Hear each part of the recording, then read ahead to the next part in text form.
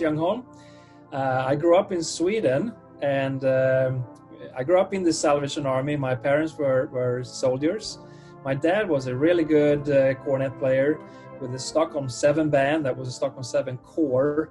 So I was blessed to grow up in a musical environment, a core environment that had a really good core band. And at 8, playing a musical instrument was not a choice. My dad, I got a alto horn in my lap when I was 6 years old.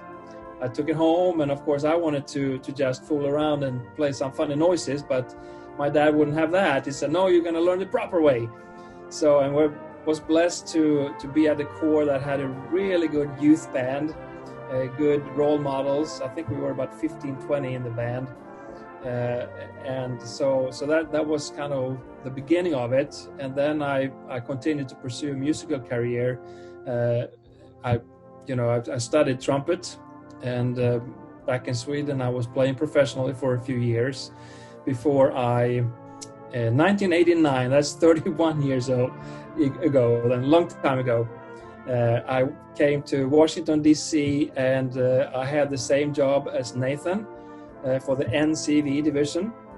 So did that for 13 years. Moved back to Sweden, came back to Texas, and was a DMD there for a couple of years before the Lord called me and my wife to become Salvation Army officers. And now, since 3 months ago, we are now in High Point, North Carolina, just loving life as Corps officers right here.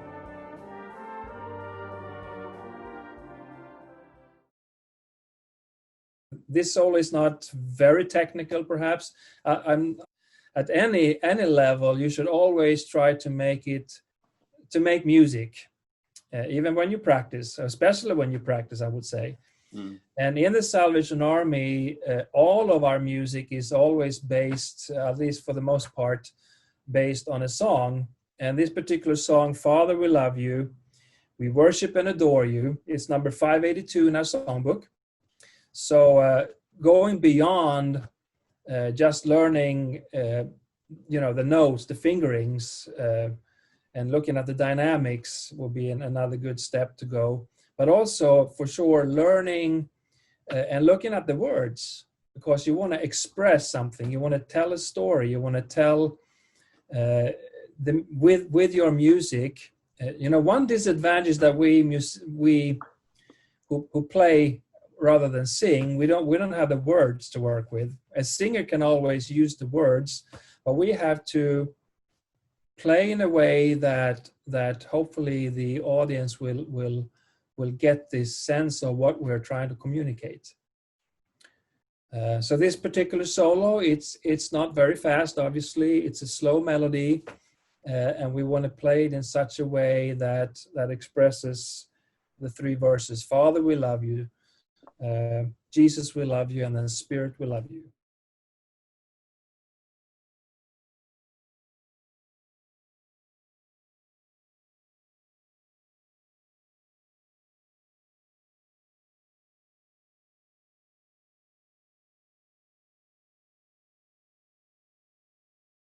So there are some techniques to it. When you mention the long notes, it should never kind of stand still. Music should always move forward. And one little technique that I think you could think about is when you have a whole note, and even if you're playing soft, put a little bit of I almost want to think crescendo. Mm-hmm. We should always be alive, and it's the same thing when you sing. Mm-hmm. And I did a little 15-minute lecture, if you will, that I think is going to be on maybe next month or so, where I talk about the phrases. Mm-hmm. So just very quickly, so the very first line in this song is, "Father, we love you, we worship and adore you." That's one line, right? Father, we love you, we worship. So make sure the music moves forward. Mm-hmm. It should never sound forced, which is an easy thing to say. Yeah.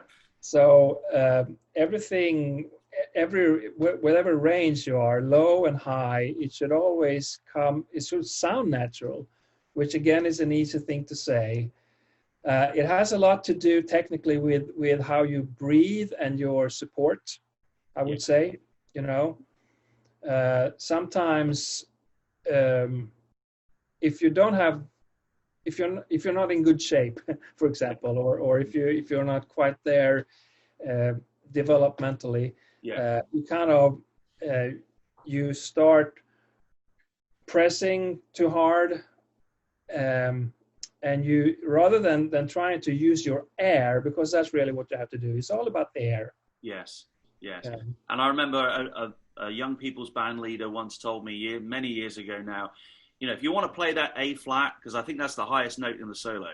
Yes. That A flat, then you've got to be at least be able to play a B flat. Exactly. Yeah. So, you know, extending your range and saying, okay, today my target note is going to be that G, right. So I need to be able to play an A, to make sure it's, you know, it's secure. And just having those kind of methodical approaches to extending your range is really helpful. Mm-hmm. Yeah. Well, I'm going to ask if there's anyone on the call that has any questions. Lise, you had a question yesterday. Have you got any questions at all for Captain Lars today? What's like the best advice like you've been given? One piece of advice I always tell the beginner and maybe the not so mature player like yourself, maybe younger player, is that it is better to